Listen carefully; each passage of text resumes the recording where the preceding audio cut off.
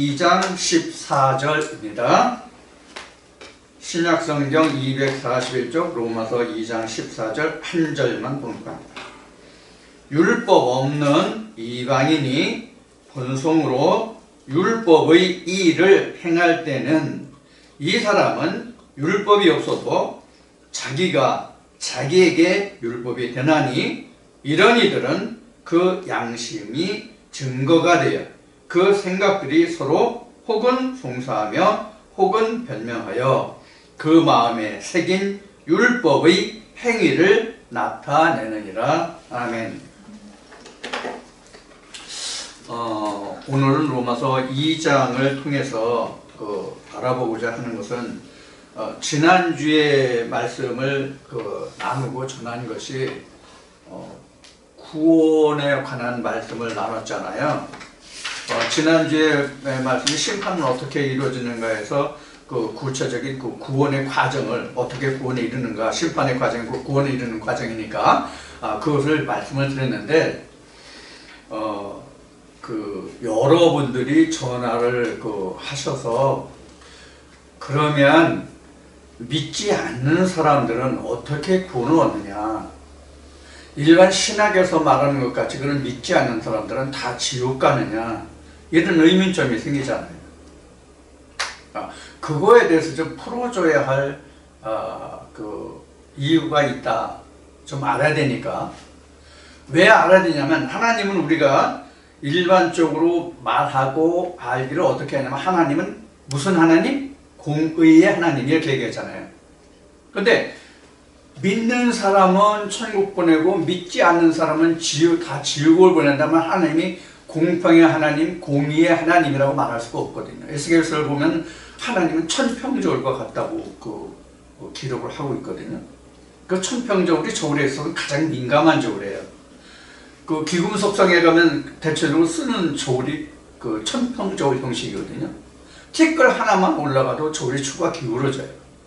그만큼 이제 공평하고 정의의 하나님, 공의의 하나님인데, 그럼 어떤 사람은 지옥 보내고 어떤 사람은 그럼 천국 보내느냐? 결국은 그럼 하나님은 사람을 지옥을 보내려고 하나님이 사람을 지으셨는가? 이런 물음표도 다를 수 있잖아요.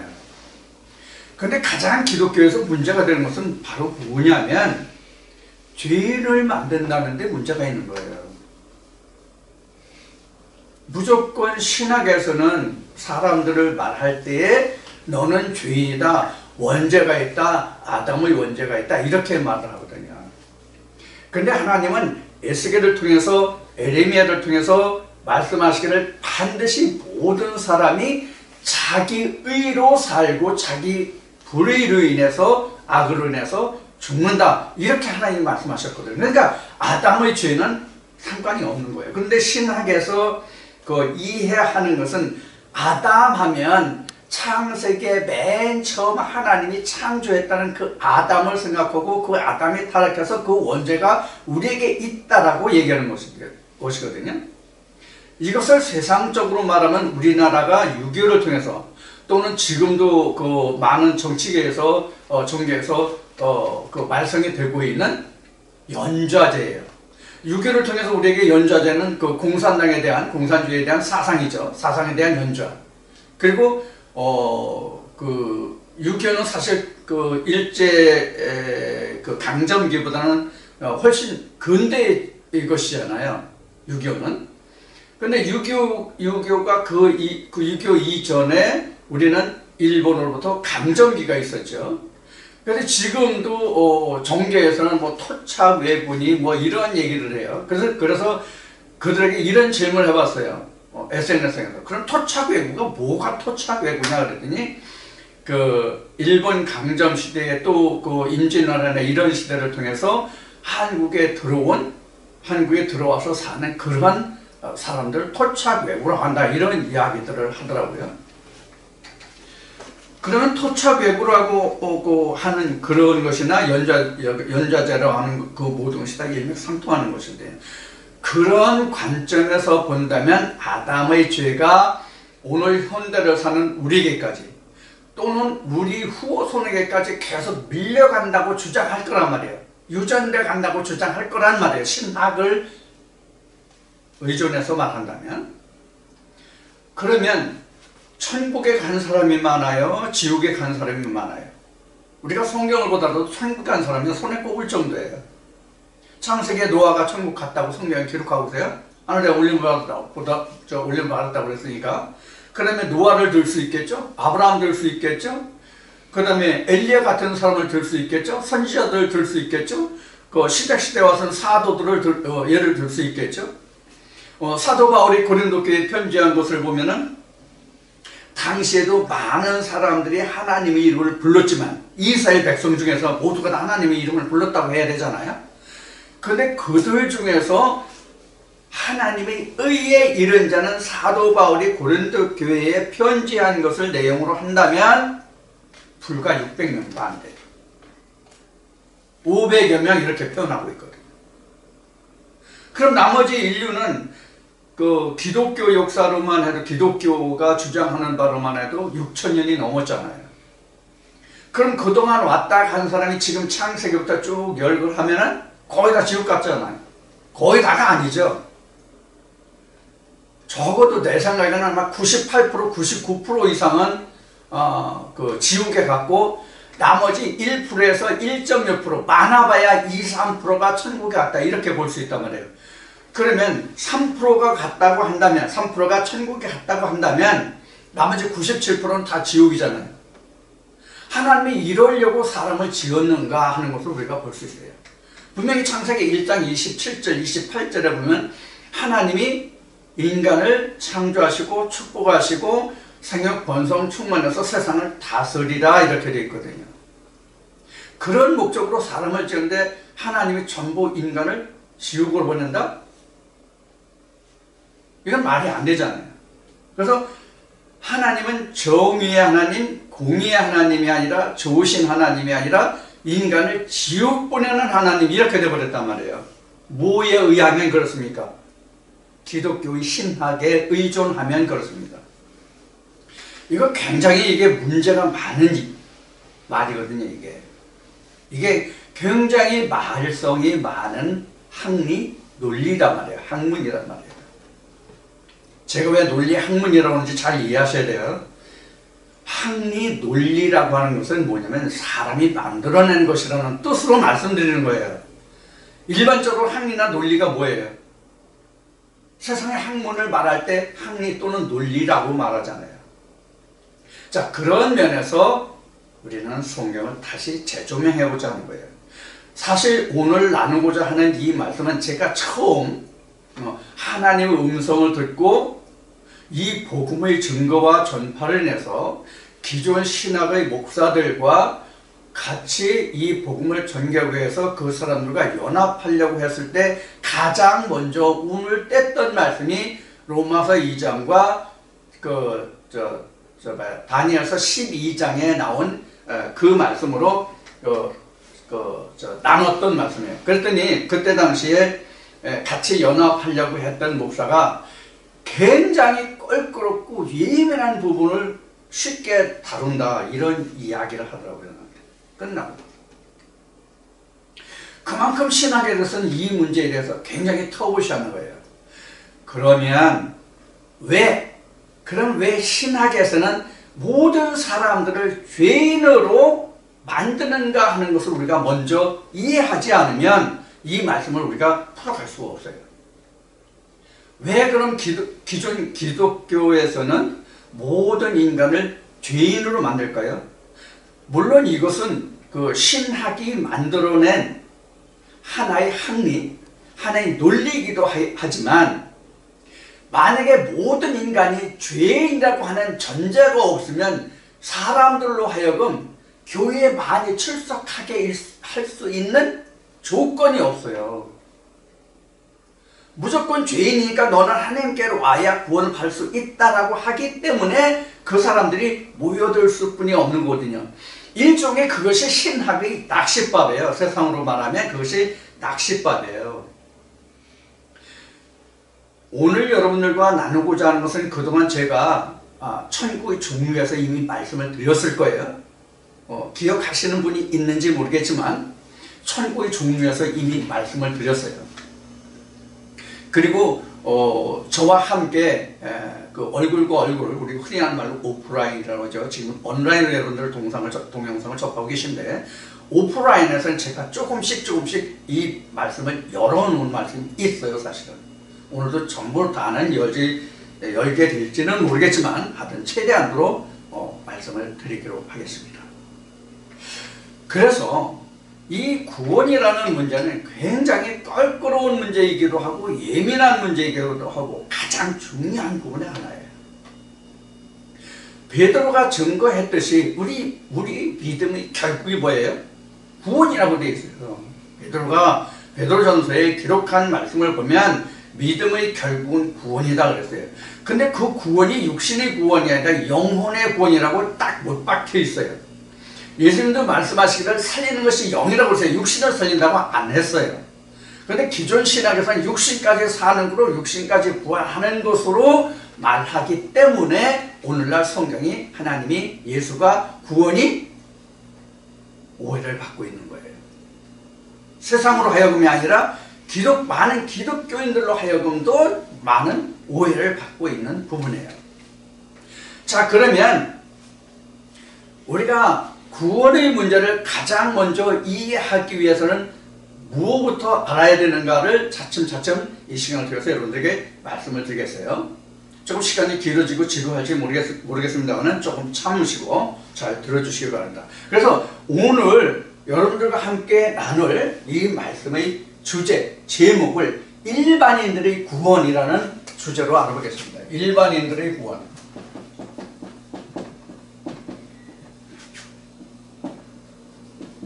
좀 서론이 좀 길었는지 모르겠어요. 자, 일반인들의 구원, 이런 문제를 좀 살펴보도록 하겠습니다. 일반인들이라고 하는 것은 믿지 않는 사람들이에요. 믿지 않는 사람들이에요. 근데 제가 조금 전에 믿음의 결국은 뭐라고 그랬어요? 구원이라고 그랬죠? 우리가 구원 받기 위해서 교회에 가요. 교회에 가면 그 사람들이 가장 먼저 접해야 하는 문제, 자기 자신과 하나님과의 그 대립된 상태에서 자기 자신을 하나님 앞에 조명해 볼 때 가장 먼저 해야 되는 문제가 죄거든요.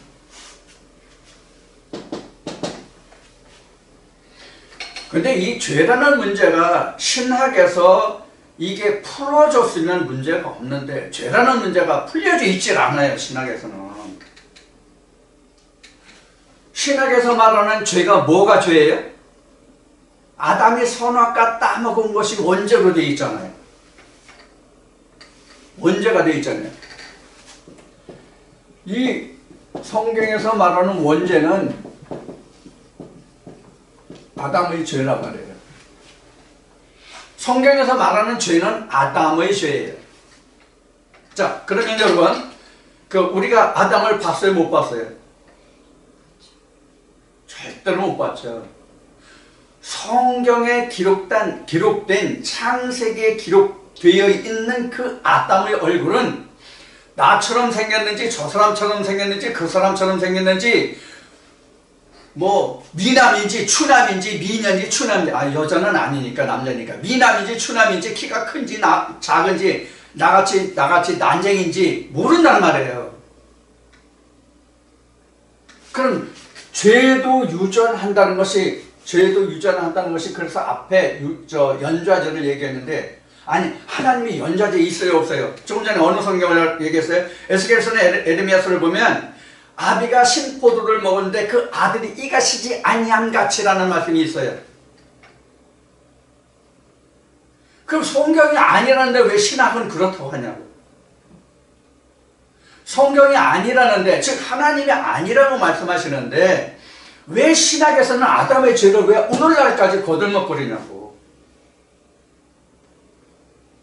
자, 이것도 길어지니까 죄에 대해서만 간단히 설명해 드릴게요. 자, 우리가 성경에서 말하는 죄라는 게 뭐예요? 죄. 이거 상당히 많이 그동안 얘기했는데 죄가 뭐예요? 이거예요.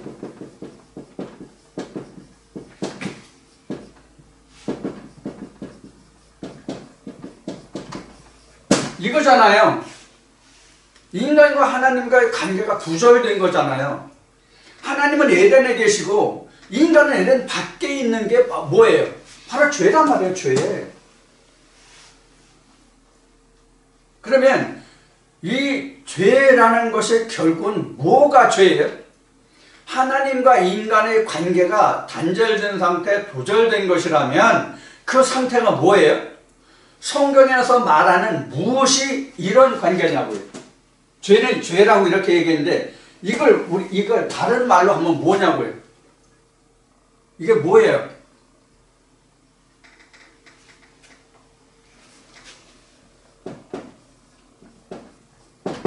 죽음이잖아요. 죽음.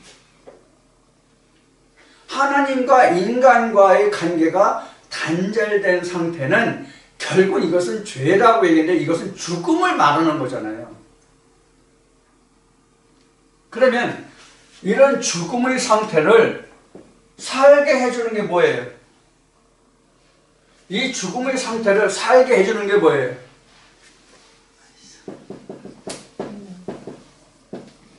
생명과잖아요. 이거 창세기 3장에 나오는 생명과를 먹지 못하면 죽음이잖아요. 그럼 살기 위해서는 우리가 뭐가 필요해요? 생명과를 먹어야 한다는 뭐가 생겨요? 절대절명의 주제가 생기는 거죠. 일이 생기는 거죠. 그래서 내가 현재 죽은 상태이기 때문에, 즉 죽은 상태는 여기서 말하는 것이 하나님을 내가 모른다는 거예요. 하나님을 모르기 때문에 하나님을 아는 것이 곧 뭐예요? 생명이에요. 그래서 예수님이 요한복음 5장 39절에서 말씀하신 바와 같이 하나님과 그의 보내신 자 예수를 아는 것, 나에 관해서 아는 것이 영생이다 이렇게 되어 있잖아요. 그럼 내가 하나님을 알면 관계가 두절된 거예요? 그러니까 죽음이 바로 이러한 관계인데, 이렇게 되면은 뭐로 와요? 이게 다시 생명으로 오잖아요. 그래서 예수님이 요한복음에서 내가 너에게 이른 말이 영이요 생명이라고 하신 거예요. 그러니까 죽음이라는 것은 오늘날 신약시대니까, 성령의 시대니까 지금 오늘날로 얘기하면 하나님이 없음이 아니라 예수가 없음이에요. 왜 예수가 없음이냐? 예수가 아버지께로 인도한다고 되어 있잖아요. 나로 말미암지 않고는 아버지께 이를 자가 없다 이렇게 말씀하셨으니까 예수가 아버지께로 인도한단 말이에요. 이걸 요한계시로 보면 너희가 내가 너에게 분부하고 당부한 바 모든 걸 다 지켜 행하면 내가 아버지 보좌에 앉은 것과 같이 너희도 그 보좌에 앉게 하리라. 이것과 똑같은 거란 말이에요. 그게 뭐예요? 구원이고 생명이잖아요. 자, 여기서 우리가 구원이라는 문제도 한번 생각해 볼 필요가 있어요. 구원이 뭐가 구원이에요? 바로 죄라는 걸, 사망이라는 걸 거꾸로 뒤집으면 구원이잖아요. 이게 구원이잖아요. 그러니까 이렇게 되는 거예요. 인간 플러스 하나님. 이렇게 되면 이게 구원이 절로 해결되는 거잖아요. 그래서 예수가 생명나무로 나온 거예요. 계시록 21장에 22장에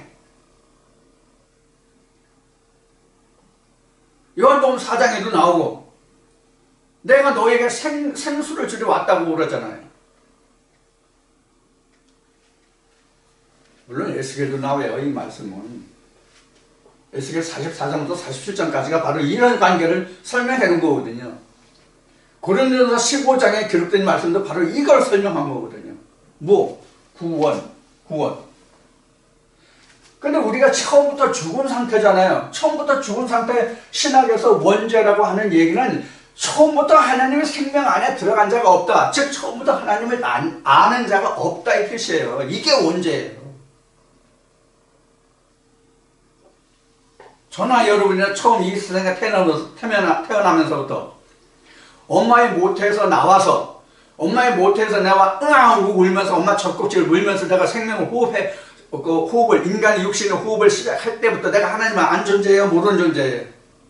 몰라요. 그럼 교회 가면 압니까? 알게 해줍니까? 이사야 선지자를 통해서 하나님이 말씀하신 마치 오히려 죄를 더하죠. 예수님도 오셔서 그러죠.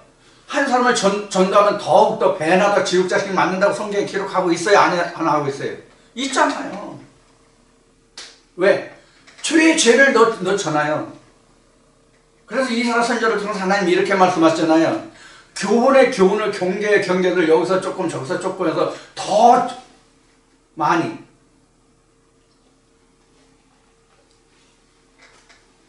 그러면 우리가 교회에 가는 것은 죄를 알려고 간다. 죄를 알고 내가 구원에 이르기 위해서 간다. 근데 죄는 말하는데 죄를 어떻게 하면 내가 죄 씻음을 받는가에 대해서는 어떻게 우리가 배우냐고요. 어떻게 배워요? 어떻게 배워요? 요한복음 3장 16절로 배워요. 하나님이 세상을 이처럼 사랑하사 믿기만 하면 다 구원이다. 믿음이라는 정의가 돼 있어요 지금? 신학에서? 신학에서 믿음이라는 정의가 돼 있냐고요. 성경이 말하는 그 믿음과 신학이 말하는 믿음은 틀려요. 신학이 말하는 믿음은 행함을 말해요. 교회에 다니는 것, 교회에 출석하는 것. 그래서 주여 주여 하면 그것이 곧 믿음이라고 간주해요. 누가? 그 교회 담임 목사가. 그럼 성경적인 믿음은 뭐예요? 성경적인 믿음은 뭐예요? 성경적인 믿음은 하나님과 인간과의 두절될 관계를 회복하는 것이 믿음이에요. 그래야 믿음이에요. 그럼 믿음이 어디서 와요? 하나님으로부터 와요. 신으로부터 와요. 믿음은 합리적인 어떤 이론으로 믿음이 오는 게 아니에요. 사람의 두뇌로 생각해서 믿음이 오는 게 아니에요. 분명히 신이 나에게, 각자 나에게, 신이 각자 나에게 한문으로 말하면 성경에도 그런 표현이 있지만 현현했을 때에만이 내게 믿음이 이루어져요. 즉 믿음은 행함이 아니라 마음의 작용이요 역할이라고 얘기해요. 믿음은 마음의 역할이요 작용이다. 마음에서 역사하지 않으면 절대로 믿음이 나오질 않아요. 그래서 히브리 11장 1절 보면 믿음이 보인다 안 보인다? 안 보인다. 보이지 않는 것들의 실상이다. 그런데 우리가 신학에서는 믿음을 뭐로 보고 말해요? 어떤 사람의 행하는 그 행동 고지를 보고 그 사람이 믿음이 좋다 있다 없다라고 평하죠. 이건 노가 아니라 네버예요. 이거는 믿음이 아니란 말이에요. 절대적으로 믿음이 아니란 말이에요. 이거는 마음속에서 이루어지기 때문에 성경에 기록한 대로 받은 자 외에는 알지 못하더라. 아시아 7교회에 나왔죠. 흰 돌과 새 이름을 주는데 받은 자 외에는 알지 못하더라. 이것이 믿음이에요. 그래서 사람이 사람을 두고 그 사람이 믿음이 있다 없다라고 말하는 것은 넌센스예요. 하나님만이 그 사람이 믿음이 있는지 없는지 아시고 자기만이 아는 거예요.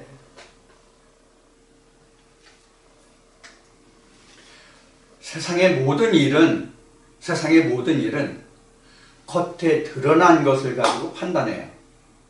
심지어 어떤 지금 죄 문제가 죄라는 단어가 나왔으니까 죄라는 것을 놓고도 어떤 물적 증거가 없으면 심증만 가지고는 절대적으로 그 사람이 어떤 죄를 어떻게 가졌다. 그러니까 너는 이 죄값으로 뭐 징역을 얼마 아니면 벌금 얼마 이것을 절대로 선고할 수가 없는 거예요. 그러나 하나님 안에서의 믿음은 물적 증거가 아니라 심적 증거예요. 믿음은 심적 증거란 말이에요. 그럼 그 마음을 감찰하시는 이가 인간이에요? 성경이 분명히 그렇게 하겠죠? 사람의 마음을 감찰하시는 하나님.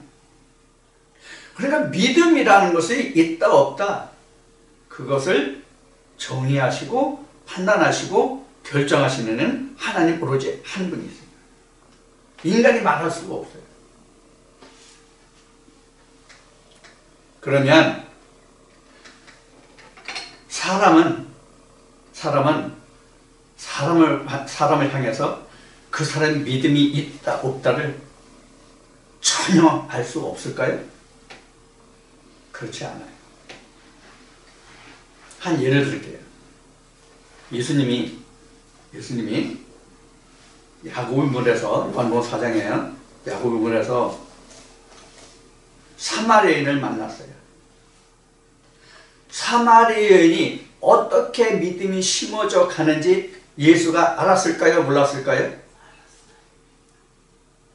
그게 믿음이에요. 그러면 예수가 사마리아인이 어떻게 믿음으로 성장하고 자라가고 구원에 이르는가를 뭐로 알 수 있었어요? 말씀으로 알 수 있었단 말이에요. 행함이 아니라. 그래서 여기서 나오는 단어가 뭐냐면 사도 바울이 이렇게 말해요. 우리가 산 자와 죽은 자를 분별할, 판단할, 심판할 권위 없느냐? 그게 바로 뭐예요? 산 자와 죽은 자를 안다는 얘기예요? 알 수 있다는 얘기예요. 누구만이? 하나님 백성된 자만이. 자, 그런데 이제 다시 이 얘기를 이제 하면 이게 한없어요. 굉장히 길어요. 사실 풀어볼 그 내용이 너무 많거든요. 그럼 힘드니까 오늘 주제로 다시 이제 티끌 중에서 또 사람의 본성 중에서 이제 티끌은 다니엘서 앞에 모두에 말씀드린 다니엘서 12장 2절에 나와요. 티끌 중에서 구원받을 자도 있고 영원 수욕을 받을 자도 있고 이렇게 말씀이 나오는데 이 말씀을 이제 같이 풀어나갈게요. 자, 그러면 누가 죄를 짓느냐부터 따져볼게요. 누가 죄를 짓느냐? 자, 누가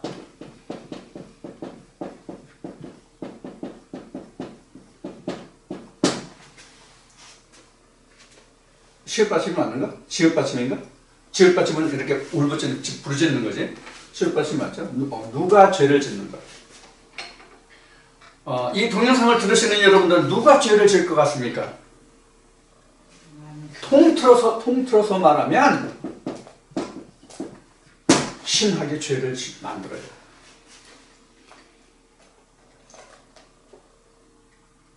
신학이 죄를 만들어요. 오늘날만 그러냐? 아니에요. 사도 바울의 증거가 그래요. 예수의 증거가 그래요. 성경을 보면 그래요.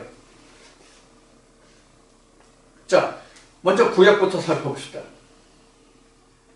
무제시대, 율법시대, 진리시대를 해서 그 말씀을 나눴습니다만은 하나님이 하나의 백성에게 율법을 주지 않았을 때에도 죄가 왕노릇했다고 되어 있어요.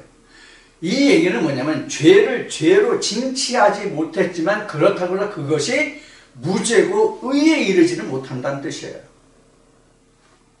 그럼 이스라엘 백성들에게 하나님이 율법을 주었을 때는 그들을 더 죄로 옥죄이려고 그 법을 주신 게 아니라 너희들 이렇게 하면 죽어 멸망해, 그러니까 이런 범죄에 저질리지 마, 이렇게 해서 주신 거란 말이에요.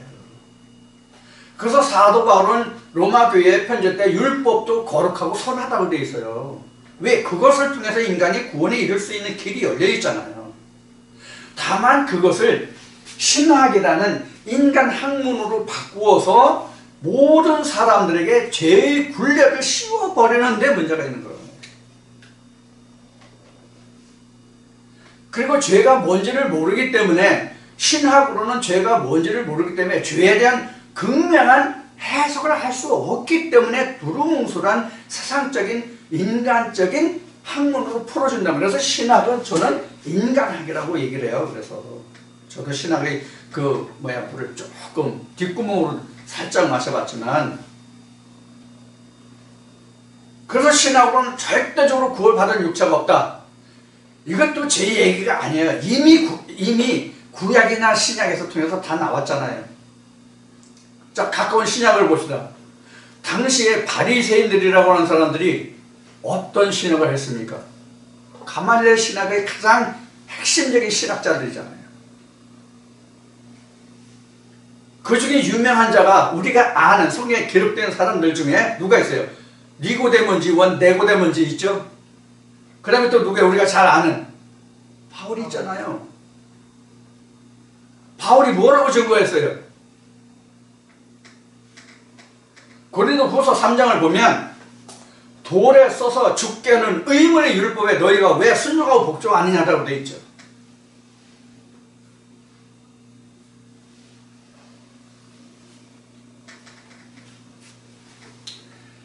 그래서 앞에 믿음은 마음의 증거라고 얘기를 했습니다만, 히브리서 11장을 통해서 말씀드렸지만,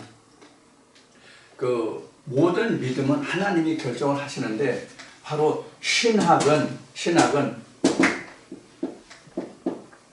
외적 기준이잖아요. 하나님은 내적 기준이에요. 자, 그래서 누가 죄를 짓는 거라면 신학이 죄를 짓는 거예요. 자, 오늘날 이 시대는 아니라고 합시다. 그런지 안 그런지는 여러분들이 판단하시고 아니라고 합시다. 성경에 나타난 기록대로만 한다면 바울이 증거하고 예수님이 증거한 거고, 구약의 율법학자들과 대립했던 자들이 누구예요? 구약에서는 여러분들과 제가 보고 있는 성경 구약 중에서 모세의 계명과, 즉 하나님의 계명과 대립한 자들이 누구예요? 선지자들이잖아요. 선지자들, 구약의 선지자들. 그럼 신약에서는, 신학이 아니라 신약에서는 기존 신학자들과 대립한 자들이 누굽니까? 사도들이잖아요. 그럼 가장 대표적으로 구약에서 이사야서와 에레미야서를 보자고요. 짧은 글이지만 유에서도 극연하게 나타나지만, 적나라하게 나타나지만, 하나님에게 악을 행하는 자들이 누구였어요? 당시 신학자들이었어. 다 율법사들이었단 말이에요. 율법사들. 구약에도. 신약에 와서는 지금 얘기했듯이 가말리엘이 문화생들이었단 말이에요. 오늘날도 그 사람이 이것을 한 사람들이잖아요. 이 사람들이 바탕은 성경인데 실상은 무엇을 기준으로 합니까? 신학을 기준으로 하나님을, 성경을 말하잖아요. 그러니까 하나님과 예수와 성령을 말하지만은 실상에 가서는 누구를 얘기해요? 칼뱅을 얘기하고, 루터를 얘기하고, 웨슬리를 얘기하고, 알미니안을 얘기하고.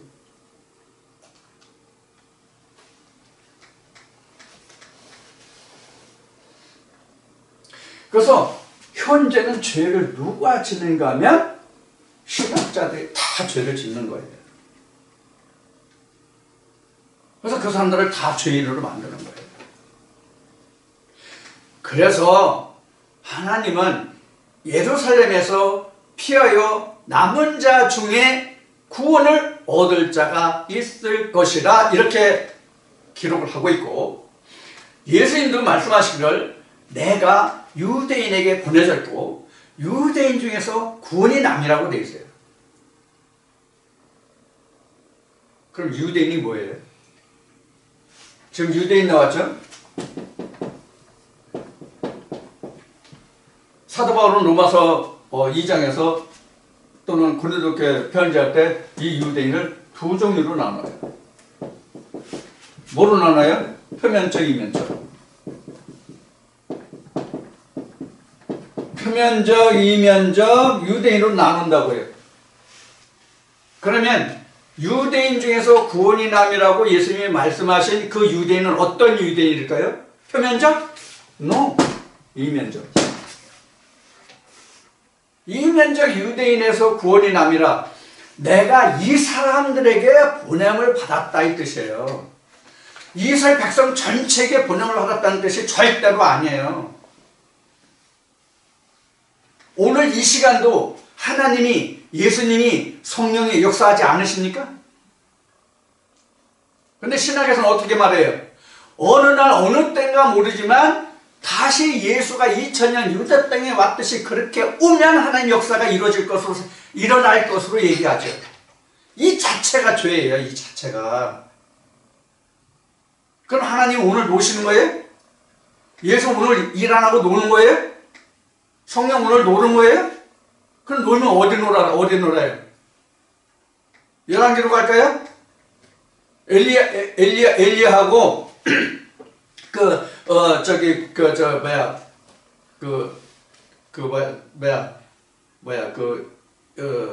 아합 왕의 처 이세벨이 키운 그 거짓 선지자들의 대적한 데가 어디죠? 어디예요, 거기가? 갈멜산이죠. 갈멜산에서 엘리야가 한 것 같이 오늘도 한번 얘기해 볼까요? 야, 너희가 부르는 그 신이니까, 너희가 부르는 그 자가 상대가 신이니까 외출했는지, 주무시는지, 멀리 갔는지, 오하는지 아느냐? 그러니까 더 크게 불러, 더 해봐. 이런 식이 된 거예요. 그럼 엘리야는 어떻게 했어요? 어떻게 했어요? 간단한 거예요. 산자의 역사와 죽은 자의 역사는 바로 이러한 차이가 있는 거예요. 자기 몸이 상하도록 어떻게 했다는 말씀이 열왕기 보면 말씀 보면 나오죠. 그게 뭐예요? 사람의 열심. 사람의 열심이에요. 반면에 엘리야는 하나님의 열심이죠. 자, 그래서 지금 죄를 짓는 것이 이렇고 유대인은 바로 이런 거예요. 그래서 표면적 유대인은 멸망의 대상이에요. 이건 무조건. 지난주에 그 스가랴 13장에 그 말씀 나눴죠. 기억하시는지 모르겠지만 바로 이렇게 되는 거예요. 그래서 이면적 유대인 중에서 구원의 날짜가 있다 이 뜻이 예루살렘에서 피하여 남은 자 중에 권업자가 있다 뜻이에요. 그럼 예루살렘이 뭡니까? 하나님의 성읍이라고 되어 있잖아요. 하나님의 성읍이 뭐가 하나님의 성읍이에요? 법궤가 있는 곳. 하나님의 법궤가 있는 곳. 그럼 표면적, 이면적 유대인이 뭐예요? 법궤를, 건물을 교회에 둔 사람은 표면적 유대인이에요. 그 법궤를 자기 마음에 가지고 있으면 이면적 유대인이에요. 그 이면적 유대인 중에서도 겨우 구원을 받을 자가 있을 것이라 그런 얘기예요.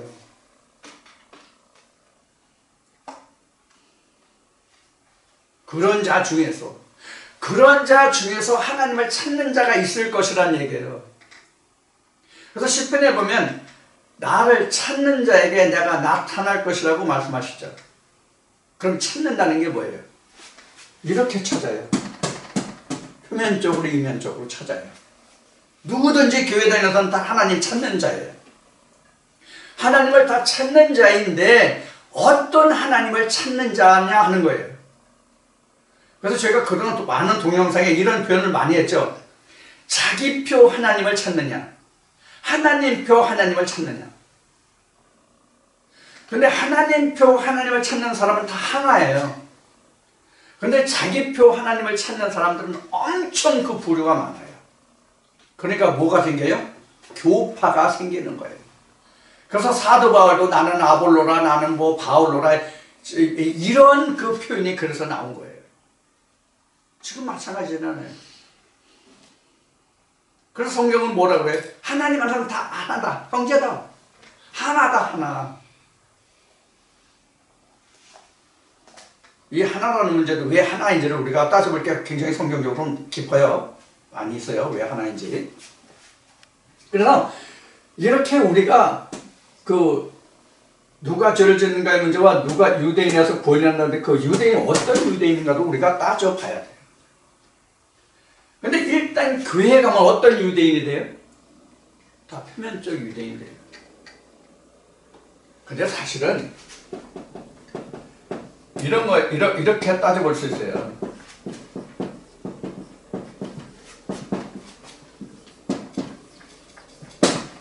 이렇게 발자취가 옮겨져 간다 이렇게 표현해야 사실은 맞아요. 그 이전은 어디예요? 그냥 세상이에요. 그냥 인간적으로 말하는 세상이에요. 성경이 말하는 세상 아니에요. 성경으로 말하는 세상이 아니라 인간적인 언어로 표현하는 세상의 사람이에요. 똑같이. 이렇게 변하여 가는 이 사람들도 표면적으로 보면 여기에 속한 사람이에요. 다만 하나님이 보셨을 때에 그 속이 어떤가만 차이가 있을 뿐이에요. 그렇다고 해서 이 사람이 여기를 떠나서 살 수가 없어요. 그래서 사도 바울은 이렇게 얘기해요. 내가 만약에 그렇게 생각하면 지구를 떠나거라, 어떤 코미디에 있던 용어가 아니라 바울이 그렇게 얘기했어요. 그렇게 생각하면 너는 이 세상을 떠나야 돼. 그러니까 하나님 나라는 사실 많은 수많은 인간들이 사는 나라와 종족과 민족이 많잖아요. 그런 속의 이론이에요. 그럼 이게 사도 바울이 어디서 표현했냐? 이것이 사실은 창세기 2장 7절이에요. 아파름이 나다마예요. 이러한 중에 하나잖아요. 이러한 중에 하나. 이러한 중에서 하나. 이러한 중에서 하나. 이러한 중에서 하나. 이렇게 되잖아요.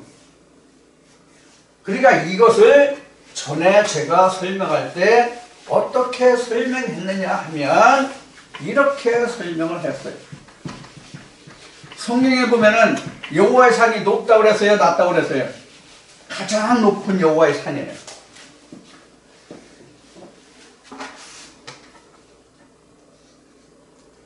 우리 일반적으로 이걸 피라미드라고 얘기했죠. 세상에 먹이사슬도 이렇게 피라미드가 되어 있다고 얘기했죠. 빈부의 격차도 이렇게 피라미드로 되어 있다고 얘기를 하죠. 그래서 이 세상뿐만이 그런 게 아니라 이 종교계에도, 그 종교 중에서 기독교도 이렇게 수많은 층이 있는 거예요. 그 정점에 하나님이 계실 뿐이에요. 그럼 이 밑에는 하나님이 없느냐? 없어요?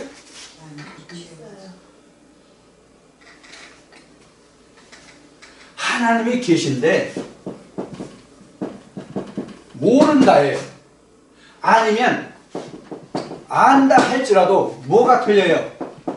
정도가 틀려요. 정도가 틀린다고. 하나님을 알아도 아는 정도가 틀려요. 쉬운 이야기로 하면 모세가 하나님을 알았던 것과 이스라엘 백성들이 하나님을 알았던 것과 이게 정도의 차이잖아요. 신약에 와서 예수님이 하나님을 알았던 것과 바리새인들이 하나님을 알았던 것과 다르잖아요. 그게 정도의 차이란 말이에요. 그 한문에서 그 아는 어떤 그 크기의 그 규정은 이렇게 정도라고 이렇게 쓰는데 한문으로는 저는 여기에서 말하는 정도는 이렇게 쓰고 싶어요. 정도. 정밀기계할 때 쓰는 종이 이 정도거든요. 하나님은 그만큼 세밀하신 하나님이에요. 그래서 제가 이런 표현도 했었죠. 성경은 수학, 제가 인수분해 공식 하나 가지고 지금 몇십 년을 우려먹는데 그 미분 적분에 가면은 선적분이라는 게 있어요. 선적분, 점적분 이렇게 있거든요. 그 아주 고도 세밀화된 거거든요. 그런 것보다도 더 세밀해요. 사실 성경은 아주 촘촘하다. 촘촘하면서도 넓어요. 이걸 계시록에 보면 청량이라고 해요. 청량. 걸러내는 거거든요. 이걸 다른 용어로 신학적인 용어는 심판이라고 해요. 그 과정을 거쳐야 구원이라는 문제가 나오잖아요. 자, 이렇게 구성이 돼요. 전체적으로 보면. 근데 지금 여긴 안다 모른다로 지금 여기 설명했잖아요. 응? 자, 안다 모른다야 지금은 다시 이렇게 합시다. 다 하나님을 알아요. 여기서 여기까지 다 하나님을 안다요. 다 안다요. 근데 이걸 어떻게 안냐예요. 여기서도 정도가 생겨요. 여기서도 정도가 생겨요. 그래서 제가 전에 이런 설명을 드렸어요. 이거 뭐 같아요? 보신 분은 알아. 이거 성전이에요. 우리가 일반적으로 다 아는 거죠. 뜰, 성소, 지성소 이렇게 얘기하잖아요. 근데 이게 다 세 등분이에요. 이렇게. 그럼 또 이걸 나누면 여기서도 또 세 등분이에요. 각자 다 세 등분이에요. 그걸 환원한 것이 이런 그림으로 지금 나타낸 거예요. 그럼 여기에서 하나님 하는 것과 여기에서 하나님 하는 것, 여기 하나님 하는 것 다르잖아요. 이것을 또 다시 세분하면 또 이렇게 돼요. 지성소에 속한 사람들을 또 세분하면 이렇게 수많은 구분이 나와요. 이게 그럼 성경에서 나온 무엇을 말하냐? 상급이에요. 상급이에요. 쉬운 얘기로 하면 그 이사야서나 에스겔 보면 지경을 넓히라고 되어 있거든요. 총량줄을 넓게 해서 지경을 넓히라고 되어 있거든요. 그럼 그 지경이 뭐예요? 뭐가 지경이 될 것 같아요? 동영상을 들으시는 분은 빨리 말씀하세요. 제가 빨리 들을게요. 한 분만. 안 보이네. 그 지경이 뭐냐면 말씀을 얼마나 많이 깊이 아는가 하는 거예요. 우리가 보는 성경, 저도 66권 보고 여러분들도 66권 볼 거예요. 이 66권을 창세기에서 요한계시록까지 얼마나 관주할 것이냐, 관주하는데 얼마나 깊이 할 것이냐. 이 관제도 표면적 관주와 이면적 관주가 있는데 지금 표면적 관주 얘기하는 거 아니에요. 어딜 이야기하기 때문에? 지성소를 말하기 때문에.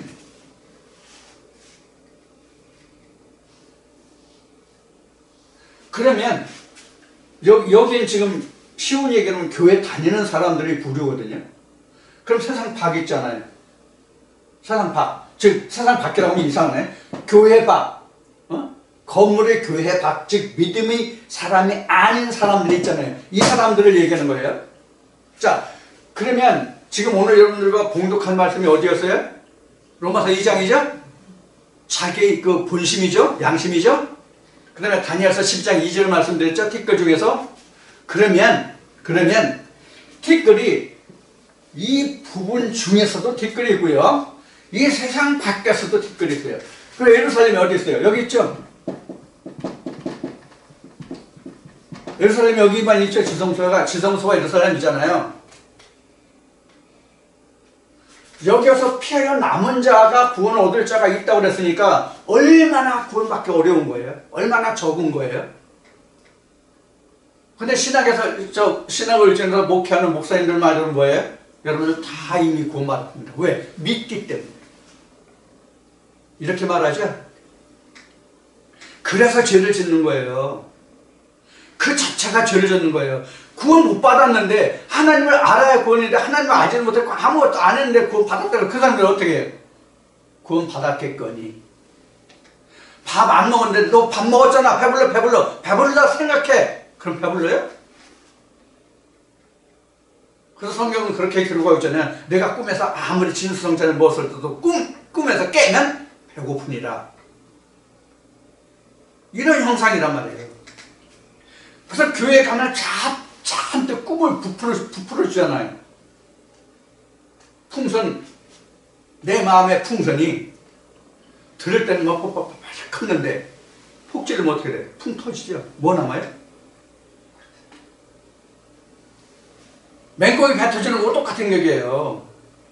지금 이게 오늘날의 기독교에서 말하는 신학으로 바탕으로 한 신학을 바탕으로 한 구원의 문제란 말이에요. 성경이란 말이에요. 자, 이와 같이 모든 그 틀에서 이러한 것이 형성돼요. 이러한 것이. 그러면 세상에 있는 사람들도 로마서 2장에 있는 말씀과 다니엘서 12장에 있는 말씀이 세상에 있는 사람들 중에서도 자기 양심으로서 이런 것이 형성된다고요. 얼마만큼 자기 양심에 충실해 살아갈 것인가에 따르는 거예요. 그러니까 그만큼한 자기의 업보를 따라서, 세상 말로 하면 자기 업보를 따라서 사후에도 자기가 누리는 거예요. 그만큼 한 만큼.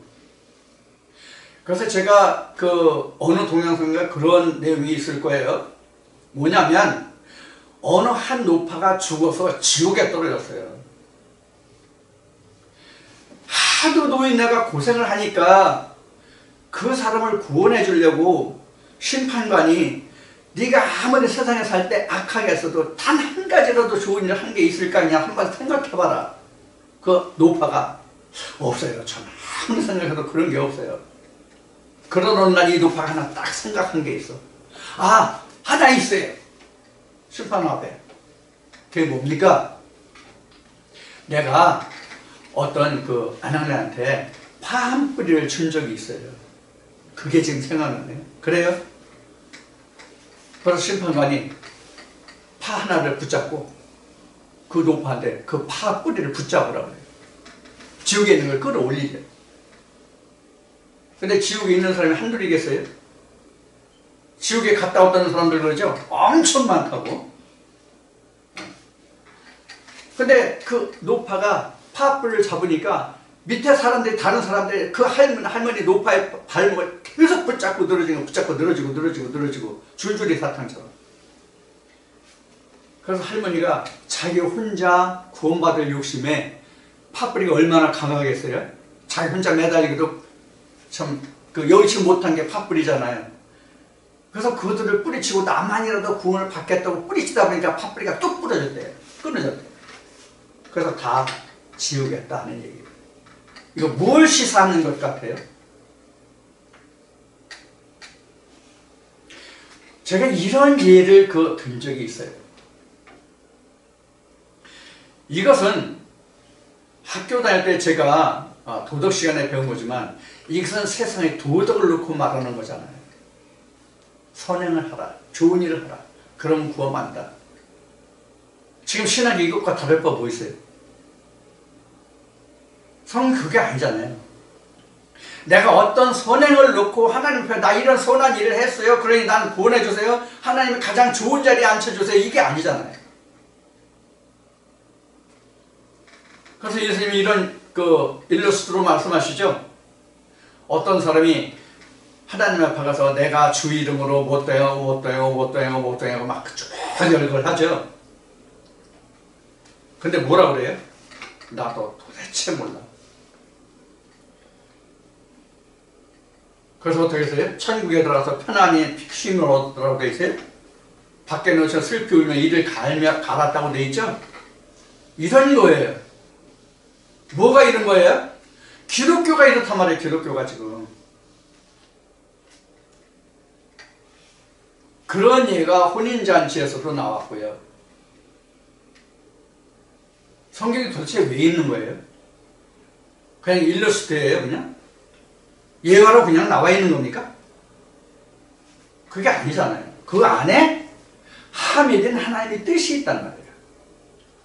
그걸 우리는 켜야 된단 말이에요. 그게 진리예요. 그게 레마라고 하는 부분이에요. 자, 그래서 세상의 모든 인간들이 하나님이 없으면 무조건 죄악에 떨어지는 게 아니에요. 자기 의로만 구원받는다는 얘기를 했죠. 앞에 맨 모두에. 이 세상에 사는 사람들도 자기 의가 있단 말이에요. 자기 의가. 자, 여러분들 성경이 고린도후서 3장을 얘기했었는데 바울이 돌에 서서 죽게 하는 의문이라고 했다는 말씀을 지금 드렸잖아요. 그 의문은 이렇게 써요. 이렇게 써요.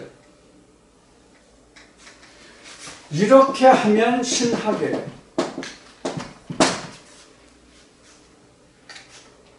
이렇게 하면 신하게, 이건 죽게 하는 거예요.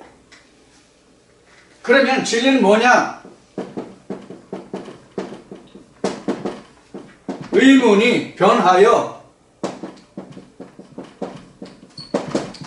의문이 되게 하는 거예요. 뭐가 틀려요? 뭐가 틀립니까? 먼저 얘기한 의문과 뒤에 쓴 의문이 뭐가 틀려요? 사람이 있고 없고예요. 여기는 없어요. 여기는 사람이 있어요. 여기는 이거는. 그래서 처음에 하나님이 우리에게 주신 것은 요 의문이에요. 이 의문이 요렇게 되는 거예요. 이게 어디 되냐면 창세기에 하나님이 아브라함을 하나님이 믿으니 하나님을 믿으니 그 믿음을 의로 여기셨다. 그게 바로 이 의예요.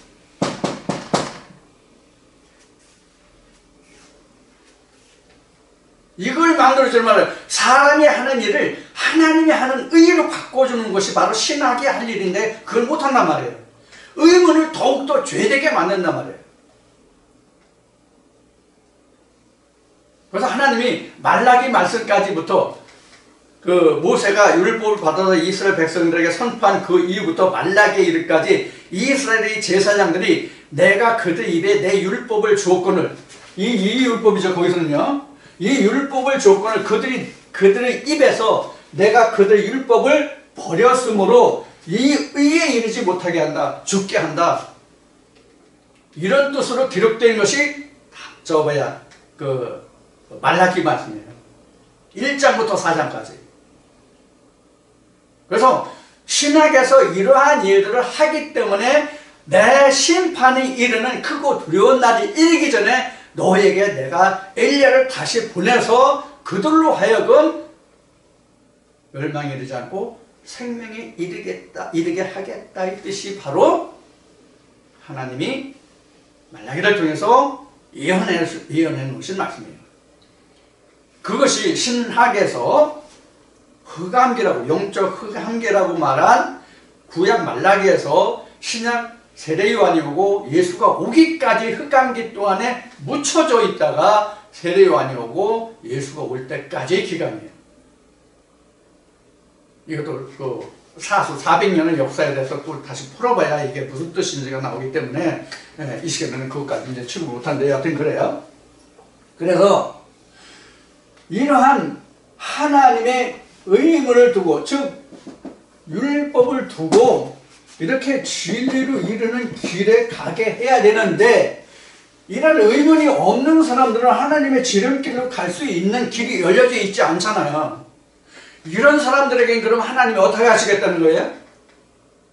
자기가 세운 자기의 그 생각이, 양심이 자기에게 율법에서 그 양심이 얼마나 충실한가를 보아서 그 사람을 구원에 이르게 하겠다. 그래서 그 정도만큼 상을 주시는 거예요, 하나님.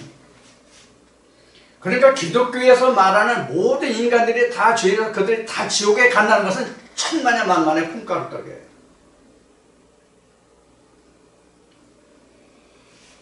자, 지금까지 말씀드렸듯이 일반 신학에서는 사람을 판단할 때, 믿음의 사람이든 세상의 사람이든 판단할 때 뭐로 표현한다? 외모로 드러나는 것으로 판단한다.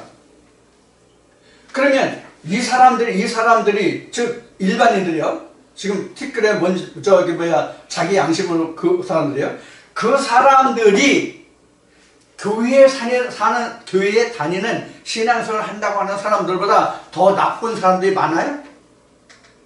세상적인 일반적인 평을 한번 들어보자고요.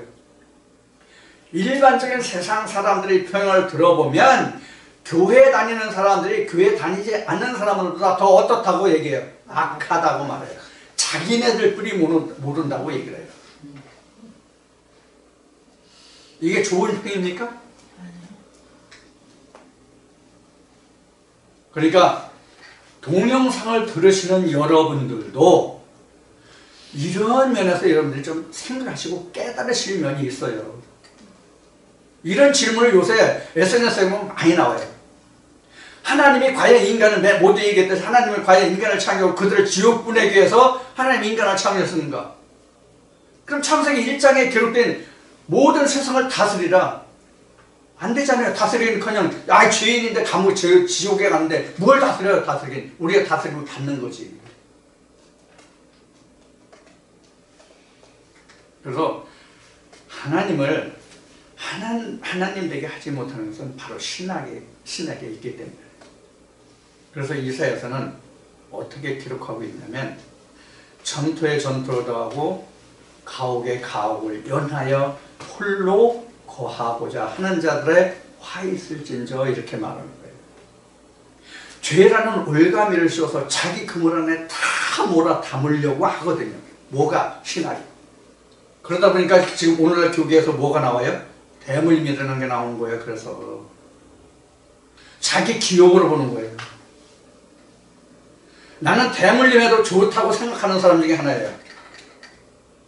경우만 달라요. 어떤 경우에 그럼 대물림해도 좋으냐? 진짜 그 아비의 그 아들같이 하나님을 아는 자라면. 예수는 아들이 없지만 성경에 예수는 결혼도 안 했잖아요. 만약에 예수가 결혼해서 아들을 낳는데 예수가 같다. 그럼 그 사람이 다시 하나님 일을 하는데 무슨 이의가 있어요?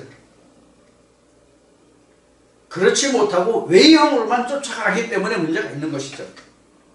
그래서 제가 이런 얘기를 했죠. 어느 교회 목사가 지금 그동안 일을 많이 해서 아니면 나이가 해서 기간이 돼서 우리 안식년이라고 얘기들을 말하죠. 목사 안식년 없어요? 땅은 안식년이 있어도 목사 안식년은 없어요. 하나님이 주신 직분에서는 안식년이 없습니다. 죽으면 안식이에요. 그런데 교회법에는 이제 정년이라는 게 있지만은, 그래서 우리가 하나님 안에서 일하는 것은 정년이 없어요. 그래서 하나님 안에서 그 사람이 영적 상태가 예수와 같다면, 예수님이 말씀하신 아니면 구약에서 정한 하나님의 보내심을 받은 그런 사람은 대물림이 아니라 대대 물림해도 그거는 정당한 거예요. 물질을 놓고 하기 때문에 아닌 거지. 자, 이런 면면들을 생각해서 여러분들 이제는 일반인들의 구원의 문제에 있어서 그들이 무조건 다 지옥에 간다가 아니라 오히려 지옥에 가기 가장 지름길로 달리고 있는 사람이 믿음이라는 이름 아래 있는 사람들이라는 것을 여러분들 꼭 생각하셔야 돼요. 누가 악을 행합니까? 누가 하나님 앞에 악을 행합니까? 예수님이 하신 말씀으로 답을 드릴게요. 그리고 조금 설명드리고 마칠까 합니다. 예수님이 뭐라고 말씀하셨냐면 이렇게 말씀하셨어요. 예루살렘 성 밖에서는 그리스도가 선지자가 죽는 법이 없느니라. 무슨 얘기예요? 귀 있는 자는 성령이 교회들 하시는 말씀을 들을지어다. 이게 답이에요. 누가 예수를 십자가에 못 박고 하나님을 욕되게 합니까? 누가 모든 사람들을 죄로 올가놓습니까? 이것을 일반적으로 인간적인 면으로 표현하면 자기 양심으로 구원받아서 자기 정도의 천국을 누릴 바에는 하나님 앞에 와서 더 좋은 구원을 받으라, 이렇게 말하는 것이 가장 정확하고 확실한 답이 되지 않을까 싶어요. 하나님 지옥 보내는 하나님이 아니에요. 그렇게 신학이 모든 인간들을 믿은 사람들을 호도하면 안 돼요. 그러니까 하나님은 그들을 악을 저지른다고 말씀하신 거예요. 그들의 입에는 내 율법이 없다라고 말씀하신 거예요. 그래서 여러분들이 어떻게 구원이 이루어지는가의 문제를 통해서 또 오늘 이 말씀을 통해서 그런 믿지 않는 사람들은 어떻게 구원에 이룰 수 있는가의 문제를 여러분들이 꼭 잘 깊이 생각하셔서 이 문제를 잘 풀어나가시길 바라고요. 여러분들도 그런 의미에서 이왕 여러분들이 하나님을 찾고 하나님을 더 좋은 구원에 이르기 위해서 이 자리에 있는 거잖아요. 그래서 어떻게 하면 내가 하나님을 더 잘 알고 깊이 알고 온전히 알아서 하나님이 말씀하시는 그 구원의 목표에 다다를 것인가. 거기가 골이잖아요. 그 자리가 바로 골이잖아요. 그런 골을 다 터뜨릴 수 있는 저와 여러분들이 다 되기를 축원하면서 이 시간 이 말씀을 마치겠습니다. 감사합니다.